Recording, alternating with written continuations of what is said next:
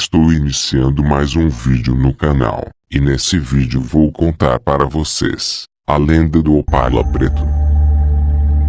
O Biratã Carlos de Jesus Chaves foi um dos mais conhecidos bandidos da zona norte do Rio de Janeiro. Era procurado por vários crimes hediondos como assalto a banco, assassinatos com requintes de crueldade e outras mortes mais violentas. Diz a lenda que no ano de 1974, durante uma fuga, depois de ter roubado um Opala SS, considerado um dos carros mais modernos da época, Carlão da Baixada, como era conhecido, entrou no túnel Rebouças e acabou batendo em um Fusca, no qual uma família voltava de um aniversário. O acidente foi de proporções tão grandes que o túnel teve de ficar fechado das 10 da noite às 10 da manhã do dia seguinte. No acidente não restou nenhum sobrevivente. Passados alguns anos, a lenda se criou. Diziam que ao atravessar o túnel de carro durante a madrugada, as pessoas vislumbravam através do espelho retrovisor um veículo preto que se aproximava velozmente. Ao lembrar do acidente,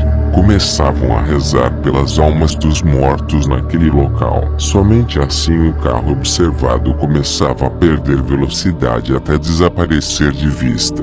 Mas aqueles que não ligavam para o dito carro acabavam por sofrer estranhos acidentes. Muitas vezes juravam que foram chocados por trás violentamente. Outros motoristas que tentassem olhar diretamente para o carro que os seguia não viam nada e acabavam se chocando com um veículo bem real à sua frente, para o qual não prestaram atenção. Mesmo que tentassem acelerar, nunca conseguiam fugir do possante carro que se aproximava. Porém, no fim dos anos 80, após uma grande chuva que ocorreu no Rio de Janeiro, um desabamento de terra deixou por vários dias o túnel fechado, e desde então não houve mais boletins de ocorrência sobre casos de pessoas que batiam por causa de uma aparição fantasma.